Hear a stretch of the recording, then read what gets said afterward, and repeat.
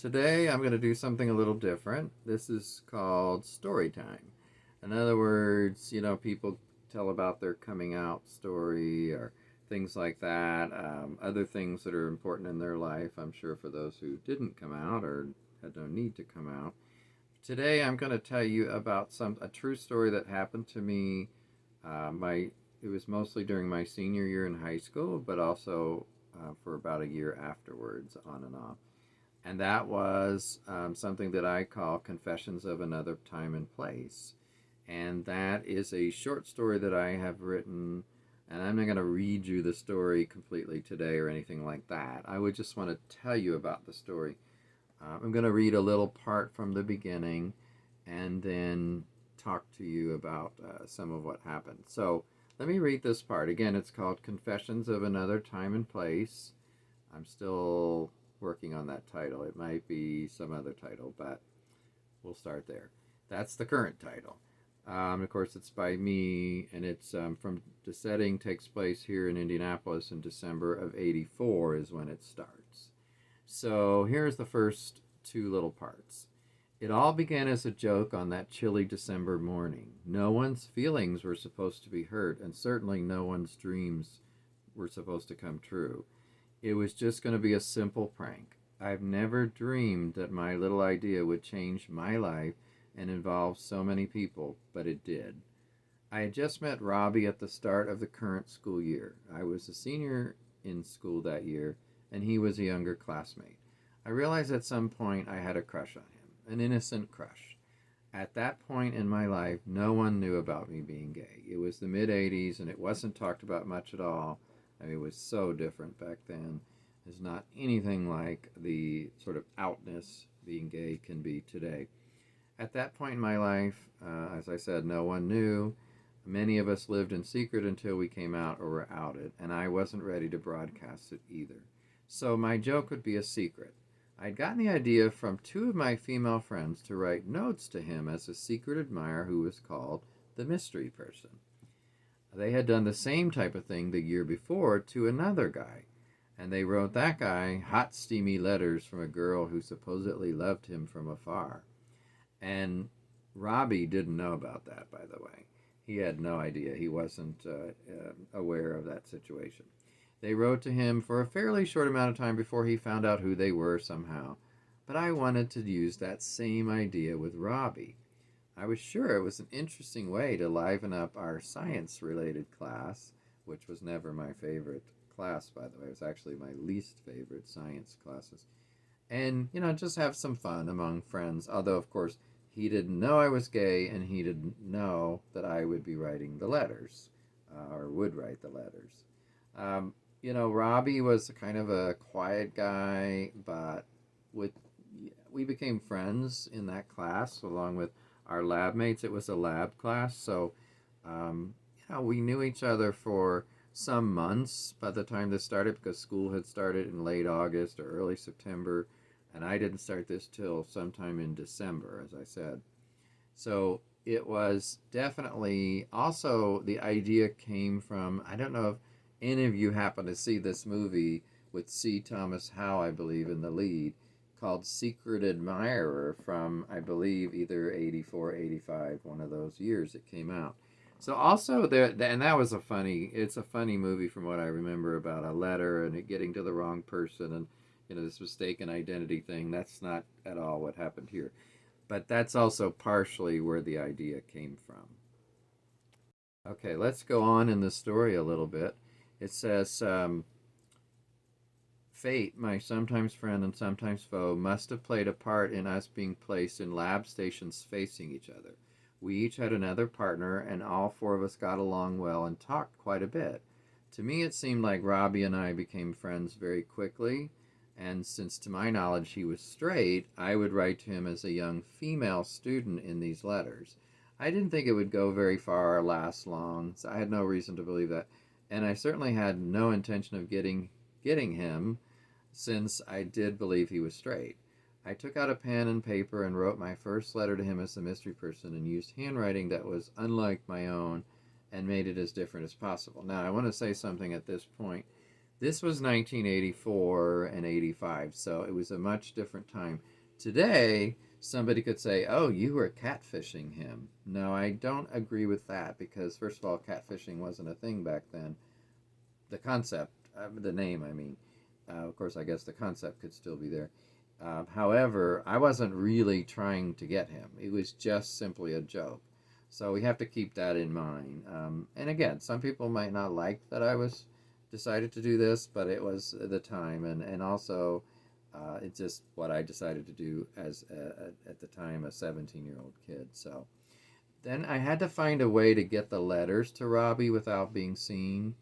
It's not like back then there were a lot of security cameras or monitors or things like that.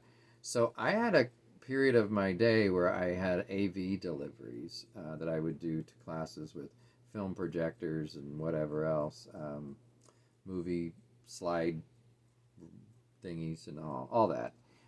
So I got my hands on Robbie's locker combination, which that shall remain a secret how that happened. And but anyway, I used cleverness to get that, and I was able to go and drop the first letter in his locker during that class. So I described myself something, of course, totally different than who I actually was, because again, I was writing this letter as if I was a young female or younger female. And I'm sure he wondered how the note got in his locker. But, there were those little air flap things, so I could have just put it in that, perhaps. So that would have been a way. I wasn't going to tell him, though. And I wondered how soon Robbie would see the letter, and I hoped soon. The next day I was dying to see in class if there was any reaction. Now, he had no reason. I only had one class with him. He had no reason to believe it was me or with someone in that class versus 6 other classes or however many he had. But anyway, I just was wanting to see. I had to act nonchalant and like nothing was different, and I asked him, "Hey, what's new?" hoping he would mention it to me. He didn't, however, and had no reaction, but again, why would he necessarily there? I wrote to him again and kept writing brief notes, and each letter got a little more descriptive and interesting, shall we say. After the first few letters, Robbie began to show other people in class at school, and I assume other classes, but definitely in ours, and I could tell he also thought it was a joke. He even looked towards me and said it seemed like something I would do. Now, he didn't know me that well, but I don't know why he said that. In the meantime, I enjoyed everyone's interest in the letters as Robbie shared them. I told him I was a bit taller than him. I was in 2 of his classes, and I couldn't keep my eyes off of him, kind of thing. He also wondered, in his letters, again, how did she get them in his locker? I said I had watched him open it and twirl the numbers several times. When he spoke about the situation in lab class, he wondered if he should write her back. I thought to myself, yes, that would be much more fun. And I told him in the notes as the mystery person he could ask me questions and please write me back. So, in his first letter back to me, yes, he did write. Here's some of what he said, and this is from the actual letters, by the way. Because I actually wrote this not that long after it actually happened, but like I said, I've worked on it over the years and edited it again recently. He said, "This is a pretty funny joke, Chuck, Jim, or whoever you are, but just in case it isn't a joke, I have some questions for you." And he proceeded to ask me about myself. Of course, I happily answered the questions for the character I was creating. And in another note, I told him that I was in his gym class, or hinted at that. In reality, I wasn't, of course, in his gym class. Let's see. I signed the letters in the beginning as the one who's watching and waiting. But later, as our relationship progressed, I added watching, waiting, willing, and wanting. As the weather got colder, things got warmer in the letters. When I opened the second note from him that came back to me, it wasn't from him at all. Here's what it said. "Before you get excited and your hopes up, this is not from Robbie. I'm his girlfriend, Sandy." She went on to say she was glad I agreed with her about Robbie being good looking and wished she could keep an eye on him all day like I did. She closed by saying, but I do wish you'd keep your eyes off him. I was so surprised he had a girlfriend since he'd never mentioned it, and she wasn't at our school, but, therefore I didn't know. I laughed at her humor. As time went on and more people became aware of all this in our lab class, I could tell Robbie was actually becoming proud of this attention he was getting. And I was more than happy to help him while acting like everyone else. We would pass them around and gasp at the details and wonder who he could possibly be, and I alone knew the truth. At my lunch table where I sat with some friends, Robbie had come over on occasion because he was in my lunch period. Almost the whole that whole 6 months of the school year. He would say hello and slowly got to know my friends that were at the table with me. And each day when the letters began, he would bring them over for us to read.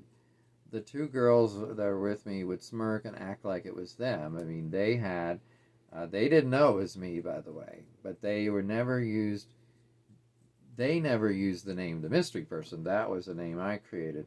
And it made Robbie start to wonder. In fact, he started to suspect just about everyone. In his third letter back to me, he shocked me by saying the following.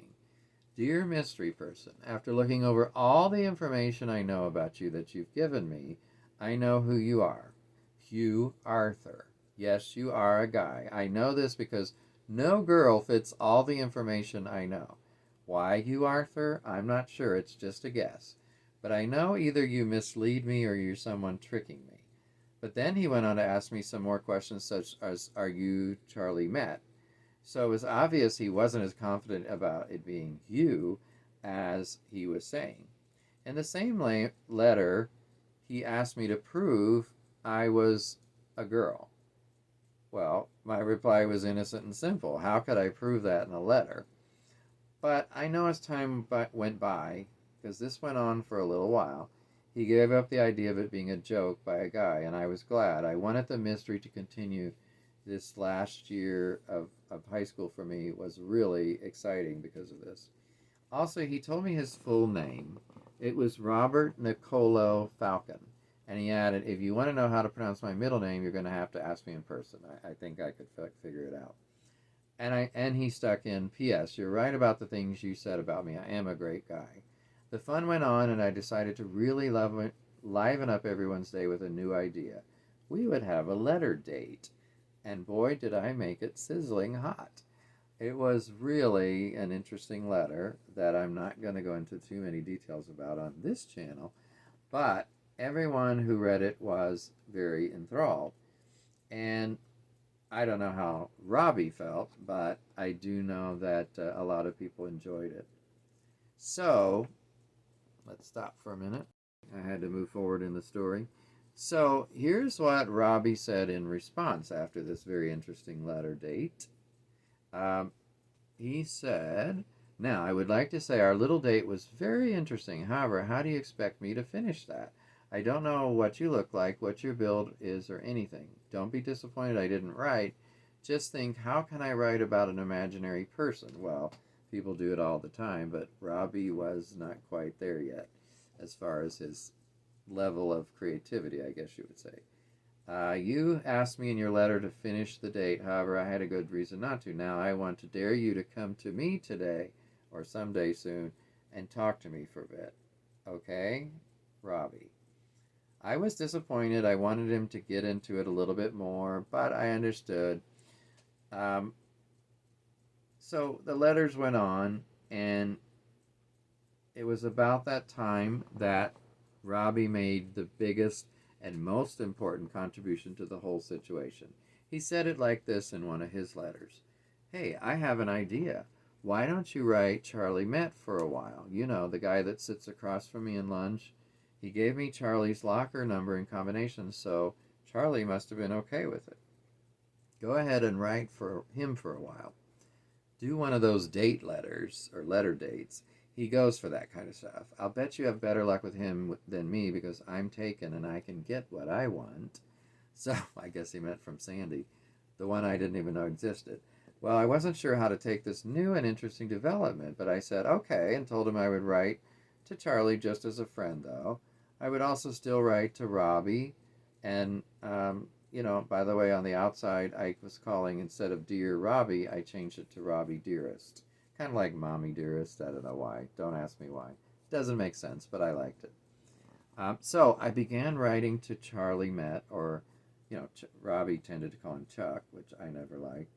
He was a cute guy with brown curly hair, wore stylish clothes. He seemed somewhat shy and quiet when I saw him, and I didn't know him at all. I didn't have any classes with him, and again, he was a little bit younger than me. I soon found out a lot more about him by starting to write these letters. And let me tell you, he would brighten my day many times after that, and I was soon very grateful to Robbie for introducing us. In his first letter, Charlie asked me a ton of questions, most of which I gladly answered about the mystery person. He said he wanted to get to know me better so we could better relate to each other. I was glad he was interested.